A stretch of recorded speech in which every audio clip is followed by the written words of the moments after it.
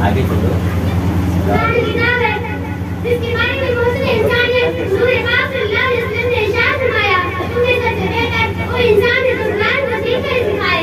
दुआ कीजिए कि खुदावंद हुजूर हम सबको कुरान पाक की दौलत से मालामाल फरमाए। आमीन। मेरे अजीजों, यही कुरान है जो की दुनिया तक के इंसानों के लिए सरापा हिदायत और रहमत है। यही कुरान है जिसने रसूल की रिसालत का एजाज बख्शा। यही कुरान है जिसकी बदौलत उमर फारूक को ईमान नसीब हुआ। यही कुरान है जो सच्चाई और ईमानदारी का दर्श देता है। यही कुरान है जिसकी हिफाजत का वादा खुद खालिक कायनात ने फरमाया। मोहतरम हज़रात, आज तक नाज़िल दौर में हिज़्र कलाम पाक को फुजूल समझा जाता है। उसके अल्फाज रटने को हिमाकत बताया जाता है।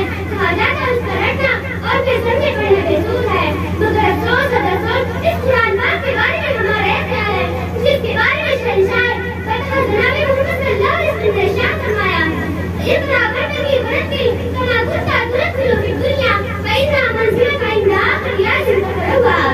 क़यामत के दिन हाफ़िज़ कुरान से कहा जाएगा, कुरान पढ़ता जा और जन्नत के दर्जे पर चढ़ता जा और थोड़ा ठहर ठहर कर पढ़, जैसे कि तू दुनिया में ठहर ठहर कर पढ़ा करता था।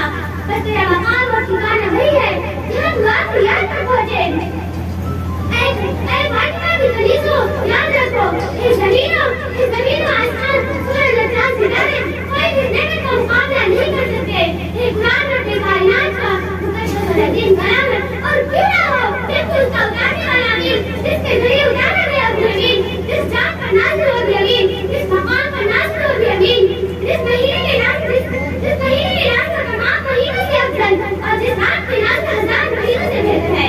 नबी करीम सल्लल्लाहु अलैहि वसल्लम इरशाद फरमाते हैं, जिसने कुरान पढ़ा और उस पर अमल किया, क़यामत के दिन उसके वालिदैन को सूरज से भी ज़्यादा रोशनदार पहनाया जाएगा। गौर करने का मकाम है, जब वालिदैन को इस तरह का इनाम से नवाजा जाएगा, उसको पढ़ने वाले के मकाम और मर्तबा का क्या हालत होगा।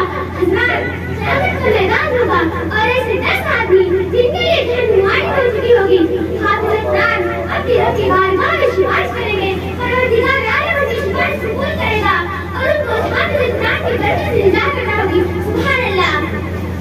मोहतरम दोस्तों, कुरान आए तो ज़माने मकाम ज़िंदगी आई, कुरान आए तो अदल मुसावात का पैगाम आया, कुरान आए तो मज़हब इस्लाम बढ़ा, कुरान आए तो मुर्दा कौम ज़िंदा हुई, कुरान आए तो कष्ट और किस्मत का गुरूर खत्म कर गया। हाँ, मुझे कहने दीजिए, कुरान आए तो पानी के लहरों के झंडे टूट पड़े, कुरान आए तो ज़लालत और गुमराही की बातों में भटकती हुई इंसानियत को हिदायत मिली, दर्द व गम मिला। कुरान आए तो इंसानों की खुदाई ताकि इंसान बने। कुरान आए तो दोस्तों सब कुछ दिया, मगर अफसोस और अफसोस, हमने कुरान के नाम से मुकद्दस को दर्द कर दिया, हमने उसके मामले का तालीमात को भुला दिया।